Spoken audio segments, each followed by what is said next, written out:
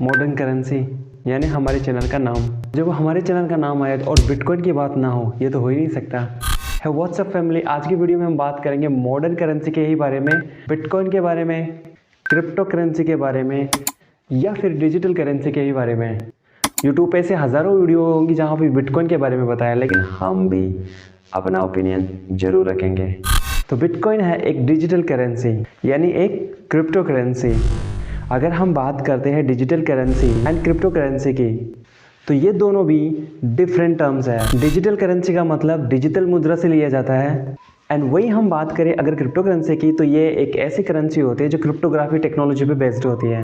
Digital currency का example दे तो India ने अपनी एक central bank digital currency launch की है, यानी कि CBDC। ये है एक डिजिटल करेंसी। वही अगर अपन बात करें क्रिप्टो करेंसी की, तो ये है बिटकॉइन, इथेरियम, समझ रहे ना, वो वाला नहीं।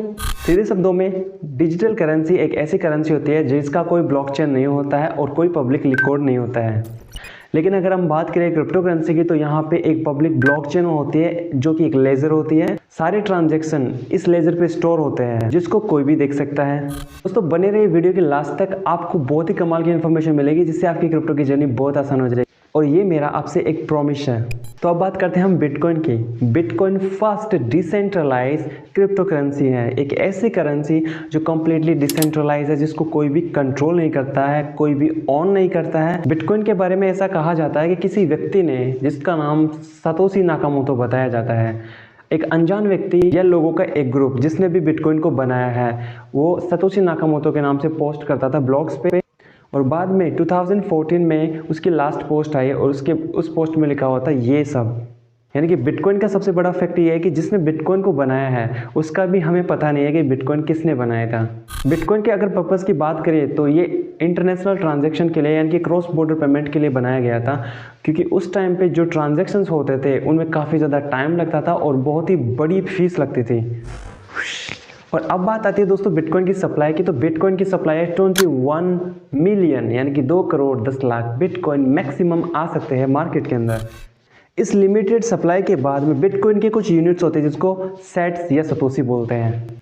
इंटरेस्टिंग है ना, सतोशी नाकामोटो से लिया यूनिट सतोशी। एंड अब बात right time to investment in bitcoin. तो देखो, इसका कोई हार्ड एंड फास्ट रूल नहीं है कि इस टाइम पे आपको इन्वेस्ट करना चाहिए, उस टाइम पे इन्वेस्ट करना चाहिए। अगर आप लॉन्ग टर्म के लिए इन्वेस्ट कर रहे हो तो आप चाहे उसको कितना भी महंगा खरीद लो, आपको लॉन्ग टर्म में प्रॉफिट ही होने वाला है, क्योंकि इसके पीछे काम करती है बिटकॉइन की एक टेक्नोलॉजी। उससे पहले मैं बात करता हूँ कि सही टाइम कौन सा होता है किसी भी करेंसी में, स्टॉक्स में या शेयर में इन्वेस्टमेंट का, चाहे गोल्ड हो, शेयर हो या क्रिप्टो हो। हमें एंट्री करनी चाहिए तब कोई करेक्शन आता है और मार्केट नीचे की तरफ होता है, उस टाइम पे।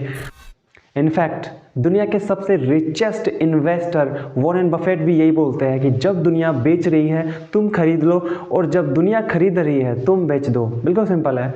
दुनिया कब खरीदती है? जब बुल सर्कल होता है। और दुनिया बेचती कब है? जब चारों तरफ डिमोटिवेशन हो जाता है। और दुनिया बेचती कब है? जब सेंटिमेंट्स बिल्कुल ख़राब हो, मार्केट एकदम रेड हो चुका होता है, तब दुनिया बेचती है। सिंपल भाषा में बोलो, जब मार्केट ग्रीन है तो तुम लोग बेचो, जब मार्केट रेड है तो फ़ायदा उठाओ और ईट द डिप। एंड अब बात आती है कि सूरज ऊपर क्यों चढ़ता है। नहीं, अब बात आती है कि बिटकॉइन का प्राइस ऊपर क्यों चढ़ता है। इसके पीछे कारण है बिटकॉइन की एक टेक्नोलॉजी का, बिटकॉइन हाविंग। हाविंग का मतलब होता है कि बिटकॉइन के जितने भी डिसेंट्रलाइज वो नोड्स लगे हुए हैं, माइनर्स लगे हुए हैं, जो अपने कंप्यूटर सेटअप्स को तैयार करके बिटकॉइन के रिवार्ड को ईट करते हैं, bitcoin as a reward receive करते हैं। दोस्तों बिटकॉइन का एक ब्लॉक होता है, ब्लॉक इन द सेंस एक बड़ा सारा एक ब्लॉक है, मतलब बिल्डिंग है, उसके ऊपर एक ईंट रख रहे हो और ईंट रख रहे हो, ईंट रख रहे हो, और उस ब्लॉक को, यानी कि उस बिल्डिंग को आप बना रहे हो। यानी कि हर एक ईंट एक ब्लॉक की तरह काम करती है। हर 10 मिनट में बिटकॉइन का एक ऐसा ब्लॉकचेन के अंदर ऐड हो जाता है, जिसके अंदर एक सेट ऑफ इंफॉर्मेशन होती है उन ट्रांजैक्शंस की जो उस 10 मिनट के अंदर हुई है। नहीं समझ में आया?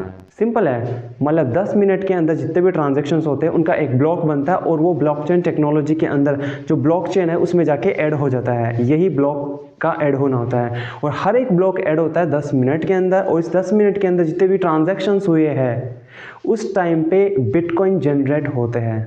2000 में बिटकॉइन आया था तो एक ब्लॉक में 50 बिटकॉइन माइन होते थे। हाविंग के बाद में आज के टाइम पे ये 6.25 रह गया है, यानी कि हर 10 मिनट में 6.25 बिटकॉइंस मार्केट में आ जाते हैं। और ये प्रोसेस चलता रहेगा जब तक गर्लफ्रेंड दिमाग में नहीं आ जाती, मतलब तब तक जब तक सप्लाई मार्केट में नहीं आ जाती। वैसे आप लोगों ने क्या सोचा था, गर्लफ्रेंड नहीं?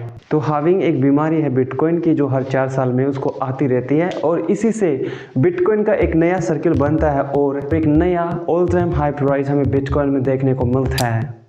Got it? फैमिली, आज की वीडियो में इतना ही। होप कि आपको वीडियो पसंद आया होगा। अगर आपका अभी भी कोई डाउट है इस इन्फॉर्मेशन से रिलेटेड तो मुझे कमेंट में जरूर बताना, मैं जरूर आंसर दूंगा।